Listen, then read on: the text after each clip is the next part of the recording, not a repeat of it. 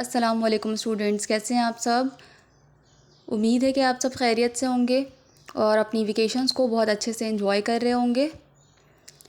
Now it's time to do your homework assignment. Let's have a look on your assignment plan.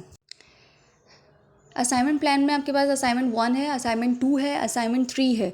Assignment 1 जो कि cellular organisation से related है। In this video we have to cover the chapter cellular organisation. Okay, इस chapter का नाम जो कि cellular organisation है। What comes to your mind when you heard the word cellular and the word organisation. Cellular यानी कि cell से word निकला है और ऑर्गेनाइजेशन मतलब ऑर्गेनाइज करना, उसको अरेंज करना।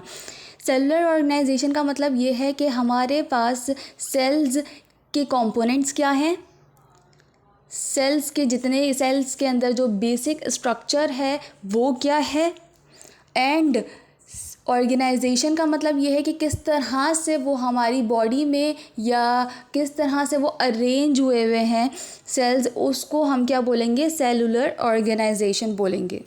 Students, now come towards the first question of this chapter, which is fill in the blanks with the help of clue box. Here are the clues given in the box, like microscope, cell wall, cell, mitochondria and one. You have to fill the blanks with the help of these clues. First blank is a dash is the structure of functional unit of living organisms. Living organisms का जो basic functional unit है वो क्या है?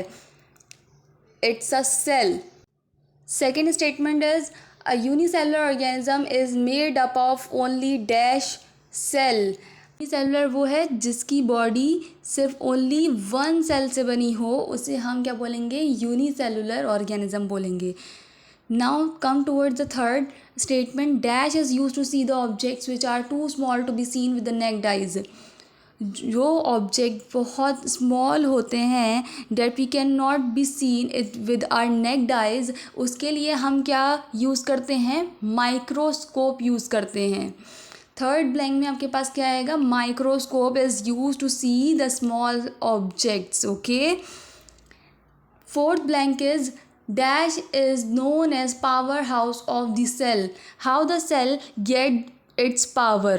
From where the cell gets its power? Cell अपनी power कहाँ से लेता है, माइटोकॉन्ड्रिया से लेता है। कहाँ से लेता है, माइटोकॉन्ड्रिया से वो अपनी पावर गेट करता है, जिसकी वजह से उसको हम पावर हाउस भी बोलते हैं। Now last one is dash is the outermost covering of a plant. Plant cell की जो आउटर मोस्ट कवरिंग होती है उसे हम क्या बोलते हैं, cell wall. Cell wall. Okay students, उम्मीद है कि आप लोगों ने फर्स्ट क्वेश्चन बहुत अच्छे से अटैम्प्ट कर लिया होगा।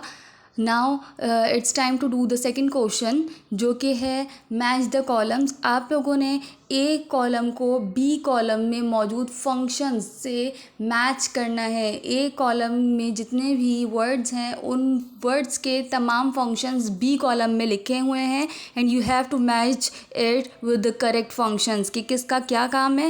पहला हमारे पास वर्ड है mitochondria.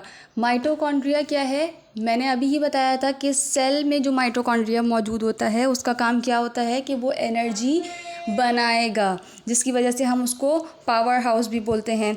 So let's match the mitochondria with column B, manufacture energy. Okay, now the second is muscle tissue. Muscle tissues क्या होते हैं, मसल्स का काम क्या होता है, वो हमारी बॉडी की मूवमेंट को कंट्रोल करता है। Muscles tissue control the movement of the body. Okay, match the muscle tissue with control movement. Students, we have studied vascular tissues. Vascular tissues, xylem and phloem. What is the function of xylem and phloem? Xylem and phloem का काम क्या है कि वो food and water को transport करेंगे। तो match vascular tissue with transport water and food. Now chlorophyll का काम क्या है कि वो सनलाइट एनर्जी को ट्रैप करता है। So match the chlorophyll with trap sunlight. Have all of you done? So next is nucleus. Nucleus क्या है, central centre of the cell. Cell का सेंटर क्या है? Nucleus. Next is ribosome. Ribosomes का काम होता है कि प्रोटीन को मैन्युफैक्चर करना, प्रोटीन बनाना। तो मैच कर दें राइबोसोम्स को मैन्युफैक्चर प्रोटीन्स के साथ। Last one is epithelial cells. Epithelial cells का काम होता है कि वो कवर करता है और प्रोटेक्ट करता है। जैसे कि हम अपनी स्किन की बात करें तो हमारी स्किन में जो एपिथेलियल सेल्स होता है उसका काम क्या होता है कि वो कवर करे एंड प्रोटेक्ट करे। Okay, have all of you done?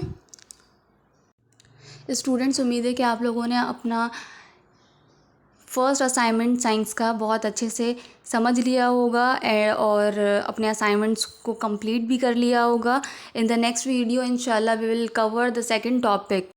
तब तक के लिए आप सब अपना ख्याल रखें। अल्लाह हाफ़िज़।